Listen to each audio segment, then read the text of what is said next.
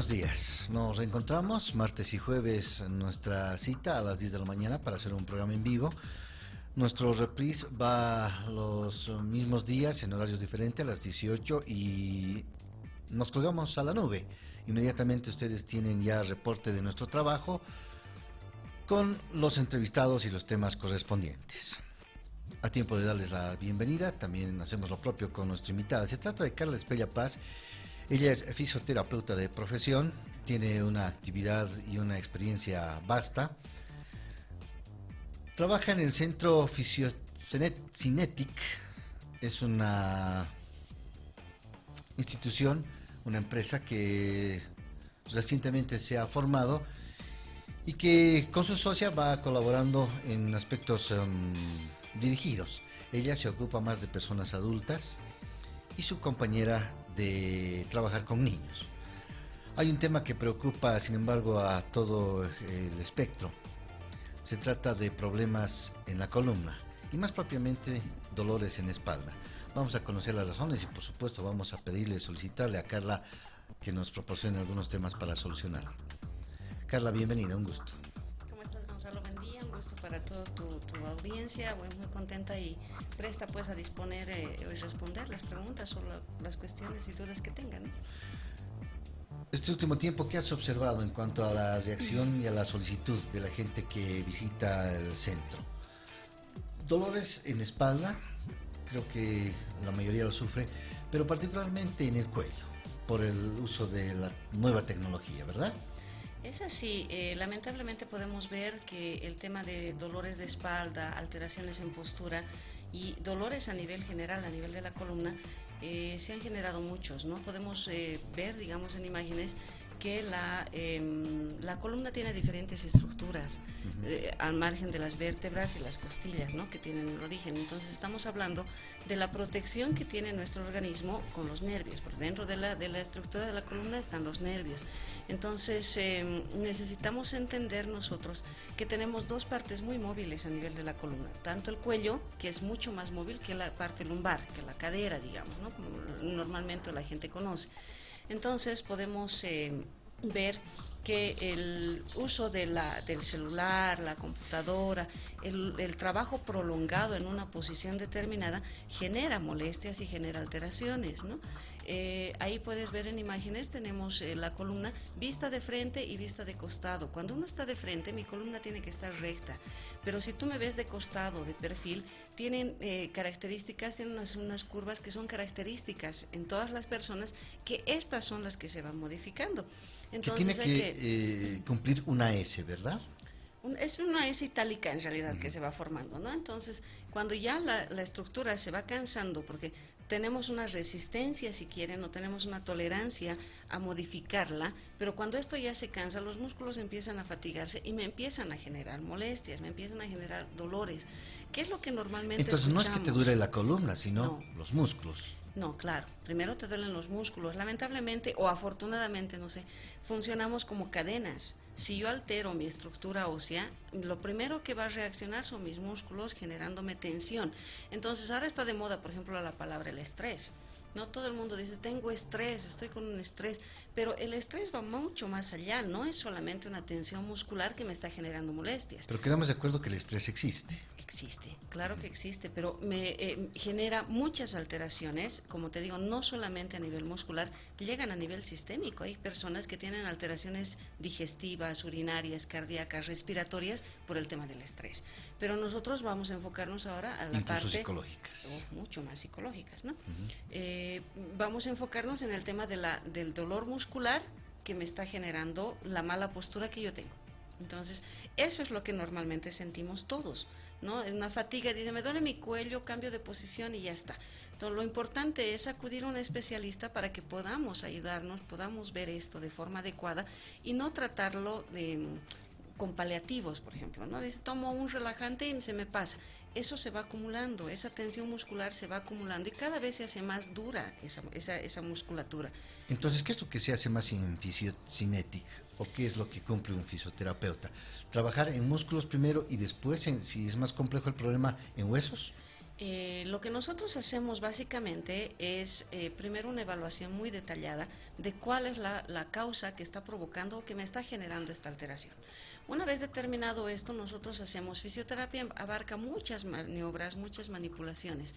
Fisioterapia y kinesiología, que es nuestra área, hacemos la parte ósea, manipulación, la parte de masajes, manipulación de vértebras.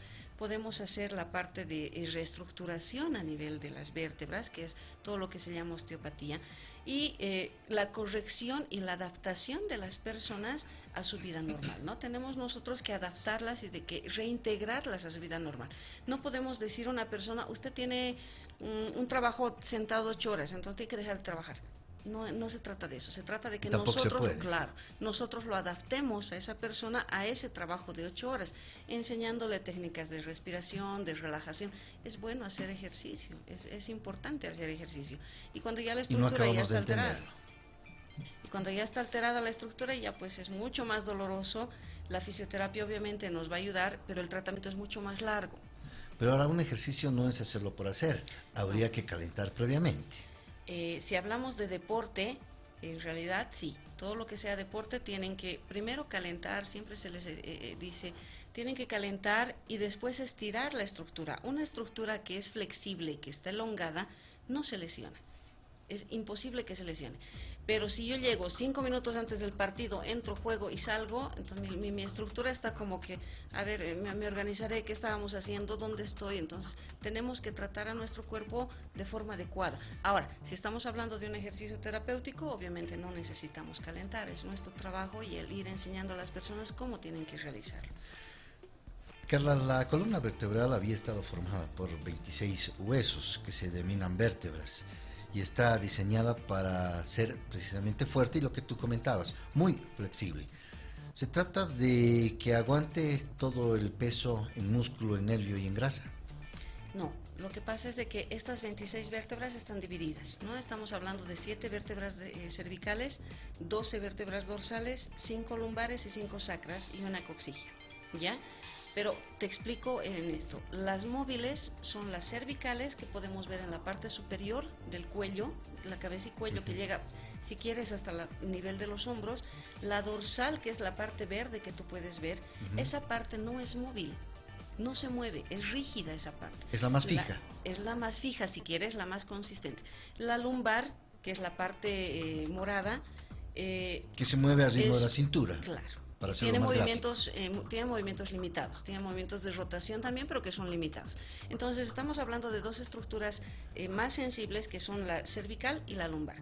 Nosotros no estamos preparados para cargar mucho peso. Entonces, ¿qué pasa cuando una persona tiene un trabajo muy saturado en el tema de peso, la posición muy prolongada, digamos, en la que tiene que estar?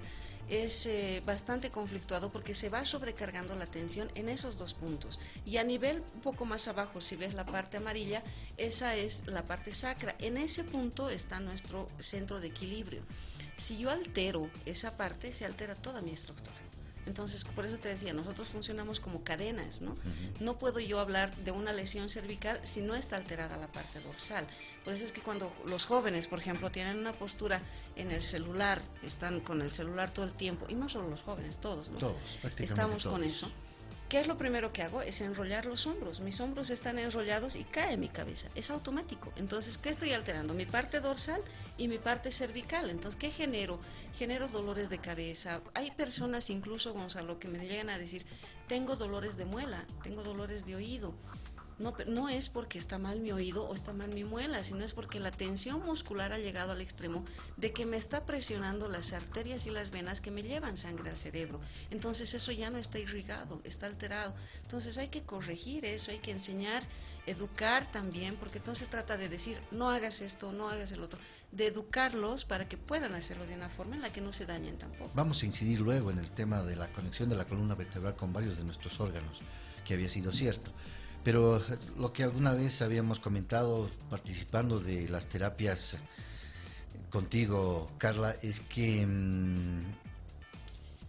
como consejo comentabas y decías que es preferible empujar a jalar. Sí, siempre, ¿no? Porque cuando yo empujo, mi estructura está rígida. pero cuando yo jalo no tengo la fuerza precisa del otro extremo que estoy jalando. Entonces es bueno siempre el saber cómo hacerlo. Si tengo un trabajo que estar jalando todo el tiempo, bueno, entonces veré yo la forma de cómo jalar adecuadamente para no lastimarme yo. Primero está uno, ¿no? Pues si no me cuido yo, ya no voy a poder trabajar. En lapsos de tiempo. Claro. Lo ideal es siempre entre 2 horas, por decirte, de un trabajo intenso, hacer una pausa de unos 2-3 minutos en lo que yo pueda estirar mi estructura, pueda relajar, reacomodar y que mis músculos tengan un minuto de oxigenación pura para que vuelvan a hacer ese trabajo de esfuerzo. ¿Cuál es el problema más significativo en cuanto a traumas y solicitudes que tienes en el centro y a lo largo de tu carrera profesional? ¿La escoliosis, lo que se conoce como hernia de disco, acaso? No.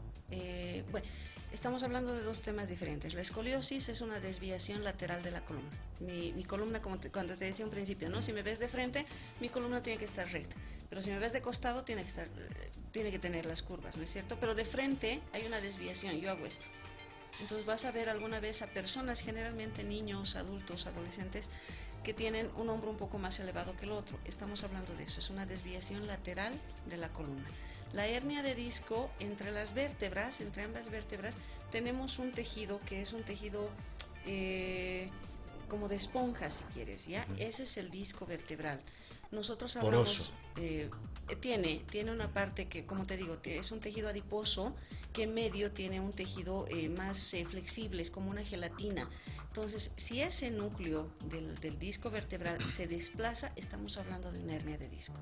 Si el disco solamente tiende a retroceder un poco, estamos hablando de una previa, si quieres, una hernia de disco, pero no estás llegando a una hernia, porque no está generándome alteraciones a nivel nervioso. Entonces son 2 temas diferentes que tenemos, la hernia y la escoliosis, ¿no? Esa asimetría lateral de la que comentas se da, también recuerdo, por el uso de la mochila desde su aparición, particularmente en niños en etapa escolar y también estudiantes universitarios. Sí, mucho, pero el origen a veces es en el nacimiento, ¿no? Niños que tienen displasia, por ejemplo, que han nacido con displasia de cadera, casi generalmente desarrollan una escoliosis por el tema de la simetría que me ha generado en la pelvis. Si teníamos una imagen anterior, ahí podemos ver cómo nosotros funcionamos como cadenas. Eso es lo que tenemos que entender. Si tengo un pie plano, por ejemplo, mis pies se van hacia adentro, mis rodillas van adentro, mi cadera va afuera y mi columna queda inestable. Ahí podemos ver. Nosotros, notas el piecito cuando yo lo dirijo hacia adentro, automáticamente mi rodilla se va hacia adentro y mi cadera se va hacia afuera. Tienden a juntarse, las rodillas tienden a juntarse. Eso se llama un valgo de rodilla. Entonces es característico en niños con pie plano, por ejemplo. Entonces nosotras como mamás a veces, no, mi hijito tiene el pie plano, pero no veo más allá. No veo que su rodilla también está en valgo, no veo que su cadera está inestable. Y si te fijas, si la pelvis no está alineada, hay una simetría. Entonces esto me genera una simetría en columna y me genera una escoliosis, como pueden ver en la columna. La columna ya no está recta, la columna ya está desviada hacia la izquierda. Y obviamente hay un hombro más arriba que el otro. Entonces, ¿y este es un solo caso? ¿Se puede dar una simetría conjunta? En muchos casos, lamentablemente hay muchos niños que tienen ¿Es más pie peligrosa? plano. Sí, lamentablemente sí, ¿no? A veces que tenemos un poco de descuido nosotros como padres cuando te dicen su niño tiene pie plano. No, es un pie plano, digamos. Se va a corregir, hay plantillas. Pero si no lo atendemos a tiempo, genera una escoliosis que no es muy notoria o a veces no notamos mucho los papás, pero ya cuando está desarrollada, esto me afecta y hay que entender que cuando tenemos y hablamos de una escoliosis no estamos hablando solamente de la desviación de la columna. Si yo desvío mi columna hacia la derecha, estoy haciendo presión en el pulmón derecho, estoy haciendo presión en el hígado, estoy haciendo presión en los intestinos del lado derecho. Entonces me lleva a una cadena sistémica general, ¿no? Los niños ya de repente no pueden correr bien, uno por la estructura misma que tienen ósea y otro porque no pueden respirar. Y los papás dicen, pero tienes 6 años, ¿cómo no vas a poder caminar, correr? Es porque está presionado el pulmón y su diafragma no está haciendo la amplitud que tiene que hacer. Entonces es una cadena que ya me lleva a alteraciones sistémicas, ¿no? Mi presión sanguínea se alteraría, lo que tú citabas, no se podría respirar normalmente, tendría o sufriría dolores de estómago o en general problemas digestivos. Y a lo que queríamos llegar, citar una cadena, una relación del trabajo de la columna y el de los órganos. Claro, es como te digo, somos cadenas sistémicas, somos cadenas estructurales musculares, somos cadenas óseas, entonces hay que entenderlo desde ese punto, ¿no? Nosotros tenemos que trabajar todo. En la escoliosis, si yo tengo presión a nivel de los intestinos, el niño va a tener una constipación intestinal. Todo el tiempo está estreñido. Entonces esto me lleva a alteraciones digestivas, ¿no? Me lleva a alteraciones de crecimiento, porque si un niño no está bien nutrido, no va a desarrollar normalmente. Y obvio repercutirá en el humor de la persona. Por el dolor. El dolor cada vez se hace más intenso y la limitación que va generando esto cada vez se hace más fuerte, ¿no? Cada vez se van limitando más las actividades. Si antes el niño podía correr una cuadra, ahora ya no puede correr media. Entonces cada vez se va limitando y se va alterando más porque, a ver, si yo me coloco en esta posición, por decirte, mi columna está desviada hacia la derecha, automáticamente hago esto. Es automático, mi hombro se va a enrollar hacia adelante y alguna vez, y voy a mostrarte fotos en vivo, que hay personas que tienden una joroba, pero es solamente un lado, es porque la columna ya está completamente desviada. Esa S se ha alterado por completo y es una curva así que tienes. Entonces ya no puedes hacer nada más que llegar a una cirugía y es lo que hay que evitar porque estamos hablando de una estructura completamente noble, la columna, que tiene el origen de los nervios y que el hecho de tocar en una cirugía es bastante complicado, ¿no? Sin embargo, a todo lo que citas, hay especial atención entre la cuarta, la quinta y la sexta vértebra cervical. Esto por el nivel de la glándula tiroides. ¿Estoy en lo cierto? Sí, estamos hablando desde la cuarta hasta la sexta, involucra un poco la séptima, pero por las raíces. A nivel de los espacios que origina entre vértebra y vértebra, hay espacios a los lados que es por donde emergen los nervios. Entonces el nervio es como una raíz, si quieres, que sale a un tronco central y derriba varios nervios, ¿no? Varias raíces a todos lados. Una de ellas es a la glándula tiroides, ¿no? Que tenemos. Es lo mismo que a veces tenemos a nivel dorsal, que las personas dicen, tengo una sensación de tener una vesícula, por ejemplo. Me duele la vesícula, me duele el apéndice. A veces que no es el apéndice ni la vesícula, es una alteración a nivel de la columna dorsal que me está generando por compartimentos, si quieres, de nervios, ¿no? ¿Tan importante había sido la columna? Muy importante porque te repito, del cerebro, médula espinal y todo, sale toda la médula espinal. Y es como nosotros llamamos, o se llama en medicina, la cola de caballo. Y es exactamente igual a una cola de caballo. Tiene un tronco y tiene las raíces nerviosas que van a todo el cuerpo. Encontramos documentación, Carla, en torno a que algunos bebés nacen sin una vértebra o incluso dos. Más frecuentemente es la ausencia de un segmento del coxis y hasta la ausencia total del sacro y de todas las vértebras lumbares. ¿Se presenta esto en nuestro medio? Aquí en nuestro medio no hay mucho de esto, ¿no? Sí tenemos como biografía y referencias bibliográficas que sí hay a nivel internacional.